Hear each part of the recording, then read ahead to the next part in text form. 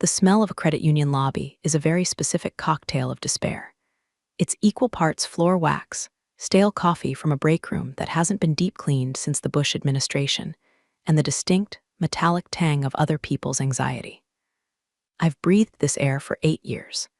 To the regulars, I'm Patricia, the fixture behind window 3, the one with the sensible cardigans and the bifocals on a chain, one who never rolls her eyes when Mrs. Higgins brings in a jar of pennies that smell like cat pee. To the corporate overlords, I'm employee ID #4920, a depreciating asset with a 401k match that's arguably criminal. But here's the punchline nobody knows. I own the floor they're standing on. Literally. I don't mean I own it in some spiritual, this is my house sense. I mean my name is on the deed to the commercial block, buried under a shell company my father, a paranoid Vietnam vet with a genius for real estate and a hatred for the IRS, left me when his liver finally filed for divorce from his body. Speaking of divorce, if you want to see how I handle legal battles and petty revenge, go ahead and hit subscribe. It's cheaper than therapy and fuels my caffeine addiction. Thanks. So, while I'm standing here counting out crisp 20s for a guy in a stained FBI, female body inspector t-shirt, I'm also technically the landlord. I hold the lease. I control the lights, the water, and the very air conditioning that keeps these people from sweating through their polyester uniforms. It's a strange power trip, let me tell you. It's like being Batman. If Batman drove a 2014 Honda CR-V and spent his nights watching the Golden Girls instead of fighting crime. I never said a word. Why would I? The rent checks clear every month from Stonehill Credit Union's corporate HQ in Charlotte to PH, Holdings LLC, and I deposit them into a separate account that I like to call the Freedom Fund. I kept the job because I needed the health insurance, and honestly, routine kept me sane after my own divorce. My ex-husband, Todd, a man whose personality was essentially a beige wall, left me for a Pilates instructor named Chaotic Neutral Destiny. The bank was safe, predictable, boring, until Craig. Craig arrived 3 months ago like a fungal infection, slowly at first, then suddenly everywhere and irritating as hell. He was our new branch manager, transferred from some failed satellite office in Florida. He brought that Florida man energy with him. Picture a guy who read The Wolf of Wall Street, but only understood the parts about the drugs and the yelling. He wore suits that were too shiny, cologne that smelled like a locker room caught on fire, and a fake Rolex that ticked so loud I could hear it over the cash counter. Patricia, he'd said on his first day, leaning over my station and invading my personal space with the confidence of a mediocre white man. See, you've been here a while. We're going to shake things up. Efficiency, synergy, disruption. Disruption, I repeated, keeping my face as blank as a fresh sheet of drywall. That sounds energetic, exactly. He snapped his fingers, a sound that made my molars ache. Old ways are dead, Patty. We're pivoting to a high engagement model. He called me Patty. Nobody calls me Patty. My father called me Patricia. The IRS calls me ma'am. My lease agreement calls me lesser. Patty is the name of a woman who brings potato salad to a potluck and gets ignored. But I swallowed it. I smiled that tight customer service smile that doesn't reach the eyes, the one that says, I am visualizing you on fire. Looking forward to it, Craig, I said, and I watched. That's what I do. I'm a sniper with a spreadsheet. I watched him alienate the other tellers, 2 sweet girls fresh out of college who were just trying to pay off their student loans. I watched him cut corners on compliance, waving through check deposits that looked sketchier than a gas station sushi roll. I watched him spend hours in his glass-walled office, feet up on the desk, watching golf tutorials while the line in the lobby backed up to the door. He treated the building, my building, with the same disrespect he treated us. He slammed doors, cranked the thermostat down to Arctic tundra in July, straining the AC unit I had just paid $4,000 to service the previous year. He kicked the baseboards when he was angry. One Tuesday, about a month into the Craig era, I had a meeting scheduled with my leasing agent, a shark named Marcus, who handles the day-to-day for PH Holdings so I can remain anonymous. I took my lunch break in my car, parked around the back near the dumpster so no one would see me. So, the tenant in Unit B, the credit union, is asking about remodeling the break room, Marcus told me over the phone. They want to knock down a non-load-bearing wall to create an open-concept collaboration space. I took a bite of my turkey sandwich. Open concept. They can barely collaborate on a lunch order. Did they submit the permits? No permits. And the guy who called, Craig, sounded like he was 5 espressos deep. He said he's got a buddy who can do it cheap on the weekend. My ears perked up. This is the kind of stuff that makes a landlord's eye twitch. Unlicensed contractors, weekend work, no permits. That's a lease violation, specifically Clause 9, Section C, alterations and improvements. Tell him no, I said, wiping a crumb from my lip. Tell him any structural changes require blueprints, licensed bonded contractors, written approval from the landlord 30 days in advance. And Marcus, remind him about the penalty clauses for unauthorized modifications. You got it, boss. You sound cheerful today. Just proactive, Marcus, just proactive. I hung up and walked back into the branch. Craig was standing by the coffee machine, looking like he'd just swallowed a lemon. He glared at me as I clocked back in. Long lunch, Patty, he sneered. It had been exactly 29 minutes. Just handling some personal business, Craig, I said, smoothing my cardigan. Well, hustle up. Time is money. He tossed his empty cup into the recycling bin, which was clearly marked paper only, despite it being plastic. I stared at that cup. It was a small thing, a petty thing, but it was the first pebble in the avalanche. I walked over, fished the cup out, and dropped it into the correct trash can. Everything has its place, Craig, I muttered to nobody. Everyone has their breaking point. The routine was about to break, and unlike the ice cream machine at McDonald's, there wasn't going to be a simple fix. If Craig was a fungal infection, his cousin Tiffany was the antibiotic resistance. She showed up on a Monday morning, chewing gum with a ferocity that suggested the gum owed her money. She was dressed in what I can only describe as clubwear adjacent, skirt that tested the limits of physics, and a blouse that had clearly lost a fight with a bedazzler. Team, Craig announced, clapping his hands together like a seal asking for a fish. This is Tiffany. She's joining us as a senior customer experience associate. She's going to be bringing some fresh Gen Z perspective to the floor. I looked at Tiffany. Tiffany looked at her phone. Senior, whispered Sarah, the teller next to me. I've been here 3 years and I'm still a junior associate. Synergy, Sarah, I whispered back. Don't question the synergy. It didn't take a detective to figure out the dynamic. Tiffany was Craig's cousin or niece or perhaps the daughter of someone Craig owed money to. She had 0 banking experience. She didn't know a debit from a credit. I watched her try to count a stack of ones and lose track at 4. Twice. But here's where the knife twisted. 2 days later, the schedule came out. My hours, my reliable 40 hours a week plus benefits schedule, had been slashed to 28. Just enough to kick me off the full-time benefits package. I marched into Craig's office.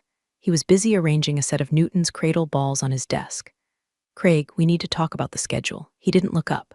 Clack, clack, clack. Ah, Patty, yes, optimization. Corporate is leaning on us to trim the fat. Lean staffing models. I'm not fat, Craig, I said, my voice dropping an octave. The head teller. I balance the vault. I train the new hires. You cut me to part-time. It's temporary, he waved a hand dismissively.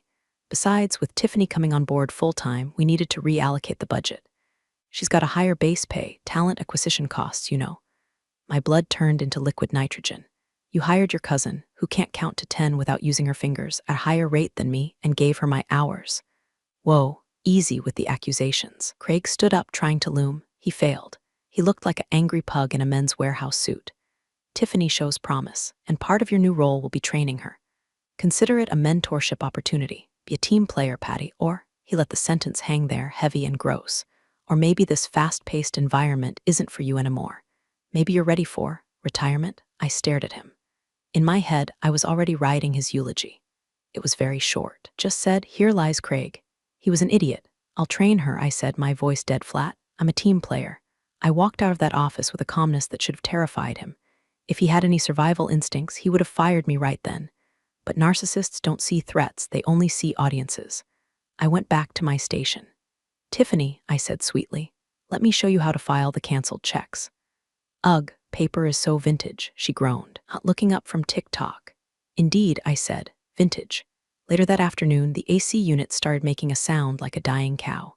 Thump hiss, it was vibrating the floorboards. God, this building is a dump, Craig shouted from his office. Patty, call the HVAC guy. Tell him it's an emergency. I didn't call the HVAC guy. I called the property management file server on my phone while I was in the bathroom. I pulled up the maintenance logs. According to the lease, Clause 6A, tenant maintenance obligations, the tenant, Stonehill Credit Union, was responsible for quarterly filter changes and annual servicing of the HVAC unit. I checked the records. The last service invoice logged was, never. Wait, I dug deeper. I found a scanned invoice in the shared branch folder. Craig was sloppy with his digital files. It was an invoice from Dave's Discount Air and Lube. Dated 3 weeks ago. Description: bypassed compressor safety switch. Added Freon. Cash payment. My heart did a little salsa dance. Bypassing a safety switch? That's not just a lease violation. That's a fire hazard. That's gross negligence. That is grounds for immediate lease termination if deemed a danger to the property. I printed the invoice. I folded it neatly and put it in my purse, right next to my peppermint candies. Craig walked by, sweating through his shirt. Did you call them? On it. I said, I'm handling it personally. Good, and hey, Tiffany needs help balancing her drawer. She's short $500. Of course she is, I smiled. I'll go find it. I wasn't just going to find the money, Craig.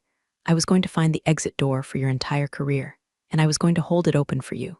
There's a specific kind of silence that falls over a battlefield before the artillery starts. That was my life for the next 2 weeks. Outwardly, I was Patricia the doormat. I fetched coffee. I corrected Tiffany's deposit slips, which often looked like they were filled out by a drunk raccoon. I took the verbal abuse from Craig about my lack of hustle when I refused to sprint to the printer. But inwardly, I was the Count of Monte Cristo with a label maker. I started a physical dossier, a black binder. I kept it in my tote bag. Every day it grew fatter.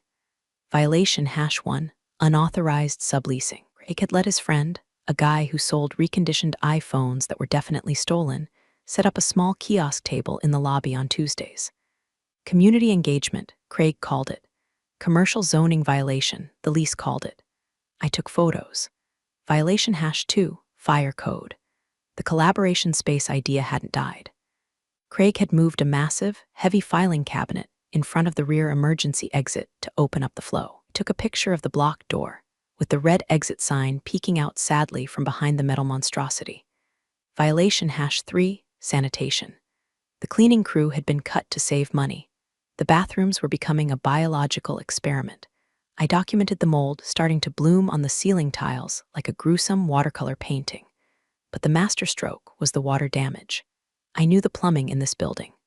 I knew that the second floor pipe, right above the server room, had a tendency to sweat if the humidity wasn't controlled. And since Craig had the HVAC running on a bypassed compressor that was failing to dehumidify the air, the conditions were perfect. I went into the server room one morning to check the supply inventory. I looked up. There it was. A damp, dark stain spreading across the acoustic tile. A tiny drip, plip, plip. Most employees would call the manager. I called my property manager, Marcus. Marcus, I whispered, shielding the phone. I'm at the Stonehill branch. As a concerned citizen, and also the owner, I need to report a potential structural failure threatening the electrical systems. We need a formal inspection. Official, by the book. You want the scare the hell out of them inspection or the fix it quietly inspection? Marcus asked. I want the documentation for eviction inspection. Send the most anal retentive inspector we have. Send Bob, one who measures screw depths with a caliper. Bob, got it. He's free Friday. Perfect.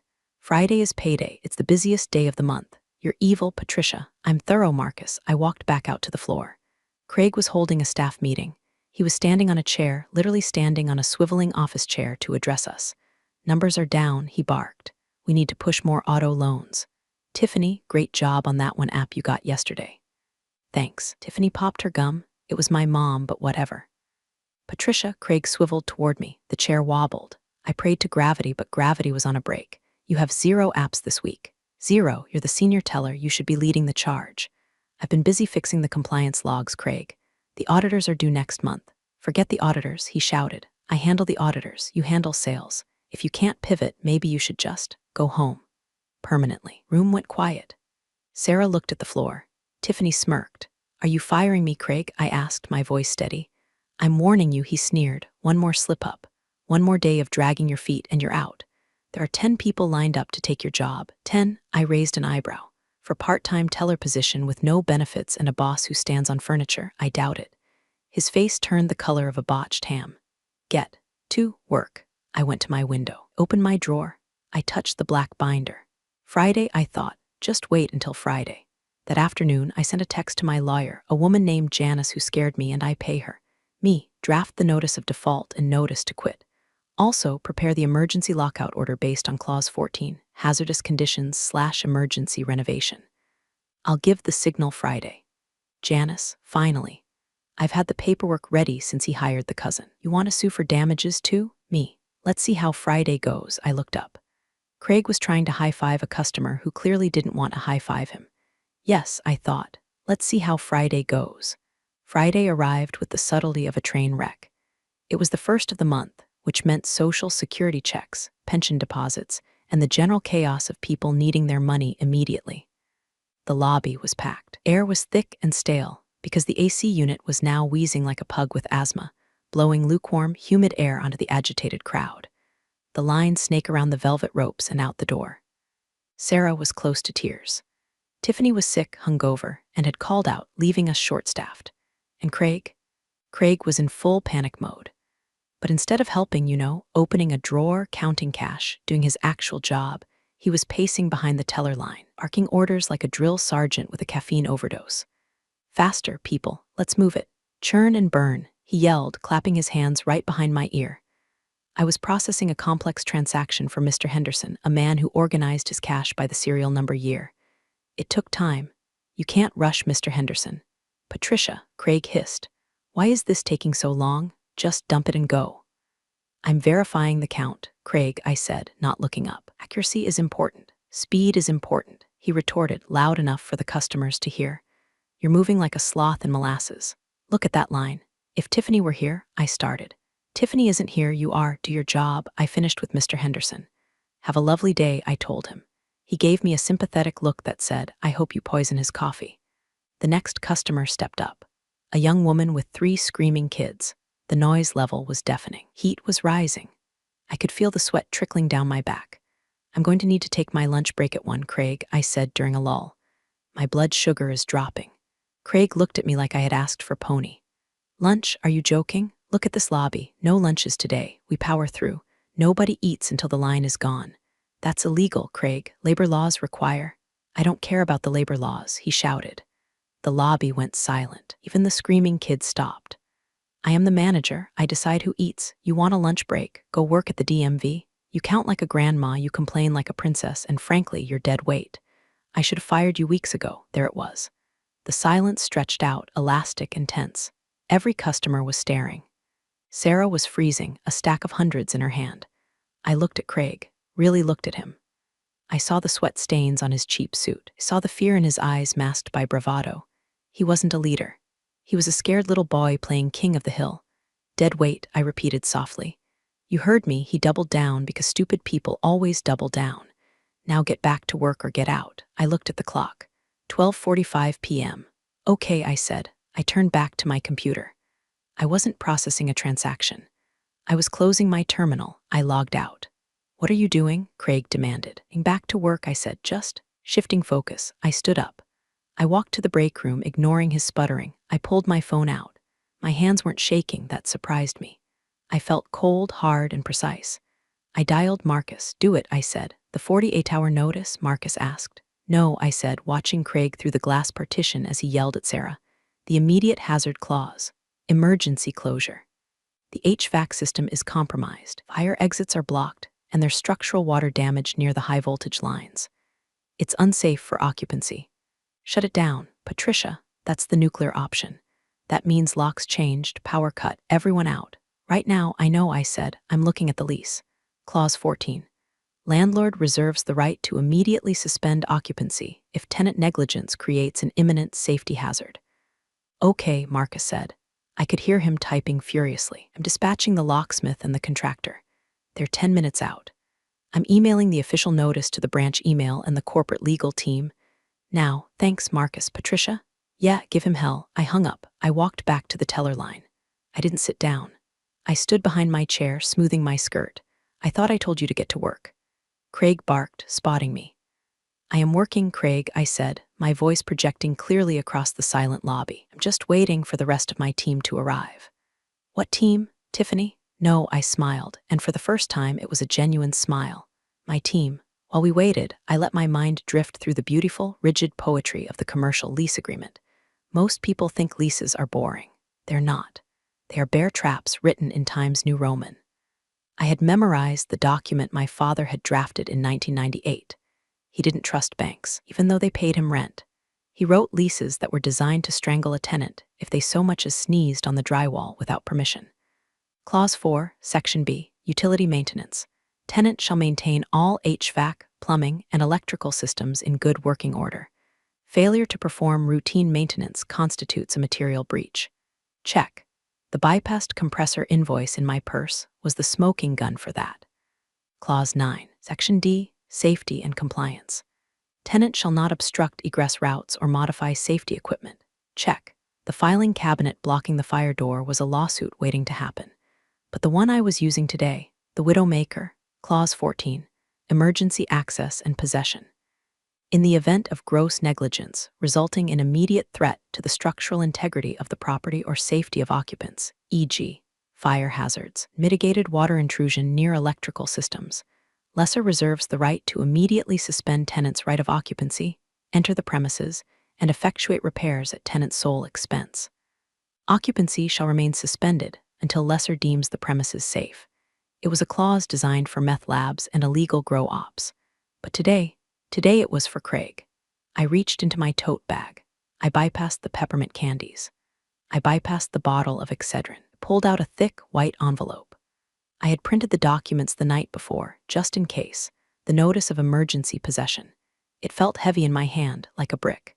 Craig was currently trying to sue the customer who was shouting about the line. Sir, I understand, but my staff is. He gestured vaguely at me. We're experiencing personnel issues. You're experiencing a management issue, the customer yelled. I'm going to have to ask you to calm down, Craig said, his voice cracking. I looked at the clock. 10 minutes had passed. Outside, a white van pulled up to the curb. A&B Locksmiths. My dad's old drinking buddy Al ran it. His son, Junior, was driving. Behind it, a black SUV. That would be the site inspector, actually just Marcus in a hard hat and a clipboard, looking officious. I stepped out from behind the teller line. I walked into the middle of the lobby. Patricia, get back in your cage. Craig snapped, not even looking at me. Craig, I said. I didn't shout, but my voice cut through the noise like a diamond cutter. We need to pause transactions. What? Are you insane? He turned on me, his face purple. Get back to your window. No, I said. I'm afraid I can't do that. I held up the envelope. What is that? A resignation letter? He laughed, a manic, hysterical sound. Finally giving up, in a way, I said. I'm resigning from being your employee, but I'm accepting a new position. What position? Walmart greeter? I took a step closer. The customers were watching. The air was heavy with sweat and anticipation. No, Craig, I said. Landlord. I saw the confusion ripple across his face. It didn't compute. It was like a dog trying to understand algebra. Landlord? What are you talking about? The bank rents this place. The bank rents this place from PH. Holdings, I said. PH stands for Patricia Henderson. Saw the realization hit him. It was an instant. It trickled in. PH, Patricia, the way I knew about the HVAC, the way I knew the lease. You, he stammered, you own everything. I finished.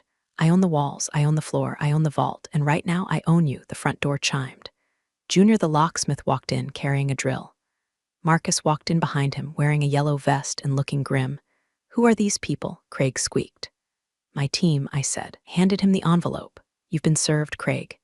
Craig stared at the envelope. He didn't open it. He looked at me, then at the envelope, then at Marcus, who was already tapping a moisture meter against the wall near the server room. This is a joke, Craig said. This is... You can't do this. I'm the branch manager. And I'm the property owner exercising Clause 14, I said, my voice cool and professional. Marcus, what's the reading? 99% saturation in the drywall, Patricia, Marcus called out, loud enough for the back row to hear. Active leak near the 220-volt conduit. Fire hazard is critical. Junior, I nodded to the locksmith. Secure the entrance. You got it, Patty, Junior said. He marched to the front doors. Folks, I'm gonna need you to clear the doorway. Emergency maintenance. The lobby erupted, not in anger at me, but in sheer confusion. Hey, I need my money. Guy in a construction vest yelled. I turned to the crowd. I didn't need a microphone. I had the voice of a woman who had raised 3 stepchildren and dealt with contractors for 20 years. Ladies and gentlemen, I announced. The room quieted down. due to gross negligence by the branch management. I gestured to Craig. The building has developed critical safety hazards involving the electrical and HVAC systems. For your safety, closing the branch immediately.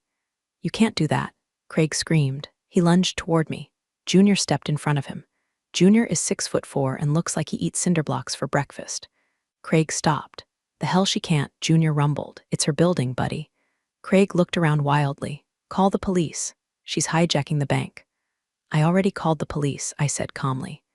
To assist with the eviction of unauthorized personnel in a condemned hazardous zone, on their way to escort you out. Eviction? Craig whispered. The word seemed to physically hurt him. Read the letter, Craig, I said. He tore open the envelope. His hands were shaking so hard the paper rattled. He scanned the document. I watched his eyes widen as he read the list of violations. The blocked fire exit, the bypassed compressor, the unauthorized paint, the water damage. This says occupancy is suspended indefinitely, he choked out. Until repairs are made and inspected, I corrected. Which, given the extent of the damage you've caused, should take. Oh, I don't know, 3 months, 6 months. Corporate will kill me. Corporate will fire you, I said. There's a difference. Though with your cholesterol, the stress might do the rest. Sarah, I turned to the other teller, who was watching this with her mouth open. Secure your cash drawer. Lock the vault. Clock out. You'll be paid for the full day. I'll make sure HR knows this wasn't your fault. Okay, Patricia, Sarah said, moving faster than she ever had in her life. No, Sarah, stay there, Craig yelled. I am your boss. Not anymore, Sarah said, slamming the vault drawer shut. Click. Junior, cut the power to the non-essentials, I ordered. Junior walked to the breaker panel in the hallway. I heard the thunk, thunk, thunk of heavy switches being thrown. The overhead fluorescent lights flickered and died. The hum of the computers vanished. Wheezing AC units sputtered and went silent. The branch was plunged into the dim, gray light coming through the windows. The silence was absolute. Craig stood in the semi-darkness, holding the paper. He looked small. He looked deflated. You planned this, he whispered. You set me up. I didn't break the HVAC, Craig, I said. I didn't block the fire door. I didn't treat my staff like garbage. I just provided the rope. You tied the knot. The blue lights of a police cruiser flashed through the front window. Time to go, Craig, I said. Don't forget your Newton's cradle. 2 officers walked in. One of them was Officer Miller. I knew him. He used to date my sister in high school. Small town, big secrets. What's the trouble, Patricia? Miller asked, hitching up his belt. He ignored Craig completely. Landlord-tenant dispute involving safety hazards, officer. I've issued an emergency suspension of occupancy under the lease terms. Mr. I gestured to Craig. Mr. Miller here is refusing to vacate the unsafe premises. It's my branch. Craig spluttered. She's just a teller. She's having a psychotic break. I have the deed and the signed lease agreement right here, I said, handing Miller the clipboard Marcus had been holding. Here is the independent inspector's report declaring the electrical system an immediate fire risk due to water intrusion caused by tenant negligence. Miller glanced at the clipboard. He looked at the water stain on the ceiling. He looked at the blocked fire exit. Looks pretty cut and dried to me, Miller said. Sir, if the owner says the building is unsafe, you have to leave. Now. But the money, the customers. The vault is locked, I said. Customers are being directed to the downtown branch. The only thing left here is you, creating a disturbance. Sir, Miller put a hand on his handcuffs, not unlatching them, just resting it there. A suggestion, don't make this a trespassing charge. Craig looked at me one last time. There was no arrogance left, just hate, pure, distilled hate. You're going to regret this, he hissed. I'll sue you. Stonehill will sue you into the ground. Get in line, I said. A divorce lawyer needs a workout. He grabbed his jacket. He grabbed his Newton's cradle. He didn't look at Sarah. He walked out the door, Officer Miller trailing him like a bored babysitter. As he stepped onto the sidewalk, the crowd outside, who had been watching through the glass, started booing. I don't think they fully understood what was happening, but people love to boo a man in a suit being escorted out by cops. Junior, change the locks, I said. On it. Sound of the drill biting into the metal of the front door was the sweetest music I had ever heard. I turned to Sarah. She was clutching her purse. I'm sorry about the job, Sarah, I said. Are you kidding? She let out a breathy laugh that was terrifying, but also kind of amazing. Did you really just shut down the whole bank? I'm renovating, I corrected. And hey, when I reopen, I might need a manager. One who knows how to treat people. Her eyes went wide. I'll keep my phone on, you do that. I walked over to the front door. Junior handed me the new key. It was shiny, brass, heavy. I stepped outside. I taped a sign to the glass. I had printed it in 48-point bold font. Closed for emergency renovations due to severe maintenance neglect. Please visit the downtown branch. Management, I stood on the sidewalk. Craig was in his Audi, furiously screaming into his phone. The customers were dispersing, grumbling but moving on. My phone rang. It was an unknown number. Area code 704, Charlotte, corporate headquarters. I let it ring. Then I let it ring again. I walked to my car, got in, and turned on the radio. Danny DeVito was doing a commercial for Jersey Mike's subs. So anyway, I started blasting. I muttered to myself, chuckling. I drove to the nearest liquor store and bought a bottle of the good bourbon. The stuff that costs more than Craig's shoes. Didn't answer the phone until Monday. By then, I had 17 voicemails. 3 were from Craig threatening, 10 were from the regional VP panicked, and 4 were from the corporate legal department confused. I called the legal department first. This is Patricia Henderson, representing PH Holdings, I said, putting my feet up on my coffee table. I was wearing pajamas. It was 11:00 a.m. Miss Henderson, the lawyer sounded breathless. We have a situation. Our branch staff is reporting a lockout. We need access immediately. This is highly irregular. What's irregular, I took a sip of coffee, is the fact that your branch manager bypassed a safety switch on a 5-ton HVAC unit, creating a fire hazard that violated Clause 6, 9, and 14 of our lease. I have the invoice. I have the inspector's report. I have photos of the blocked fire exits. Silence on the other end. Lawyers know when they've stepped in a bear trap. We were not aware of these actions, the lawyer said, his voice dropping the aggression. Ignorance of your employees' actions doesn't void the lease, counselor. The building is currently unsafe. I have contractors scheduled to strip the drywall and replace the electrical conduits starting Wednesday. The branch will remain closed until the work is done. Estimated timeline, 4 months. 4 months. Can't have a branch closed for 4 months. The revenue loss? Then you should have hired a manager who didn't commit gross negligence, I said. Oh, and per the lease, you're on the hook for the repairs. I'll send the estimate. It's looking like $80,000. Plus lost rent. We'll sue, he tried. It was a weak reflex. Go ahead. I'll countersue for endangerment of the property and breach of contract. I'll leak the photos of the moldy break room to the local health department and the local news. Channel 5 loves a bank risks customer safety story. Longer silence. What do you want, Miss Henderson? I want the lease renegotiated, I said. The current rate is 2010 market value. I want 2024 rates, triple net. And I want a clause that gives me veto power over any future construction. And the repairs, you pay them. Up front. I'll have to take this to the board. You do that. I'll be here watching Danny DeVito memes. 2 days later, the news filtered down through the grapevine, Sarah. Craig was fired, not let go. Fired, for cause, gross misconduct. He tried to claim I sabotaged him, but the invoice with his signature on the cash payment to the HVAC hack was hard to argue with. Last I heard, he was selling solar panels door-to-door in the next county. Tiffany. It lasted 2 days at the downtown branch before she was caught vaping in the vault and let go. The bank caved. They had no choice. The location was too prime to lose, and the PR nightmare of a safety scandal was too risky. They signed the new lease. My rental income tripled overnight. But the best part, the reporter.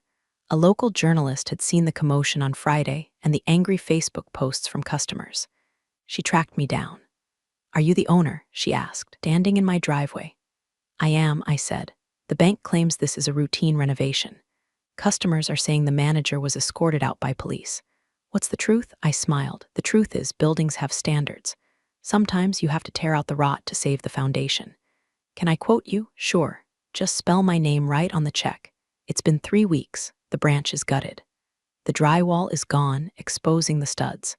The ugly carpet is ripped up, revealing the concrete slab. Air smells like sawdust and victory.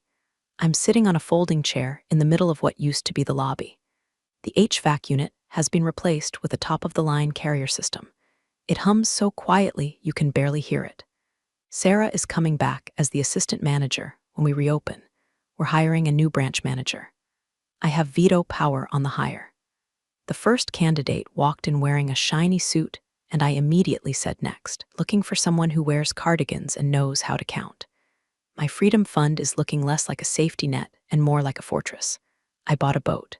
I don't sail, but I like sitting on it and drinking wine while not answering my phone. People ask me if I miss it. The routine, the teller line, being Patricia the invisible. I don't.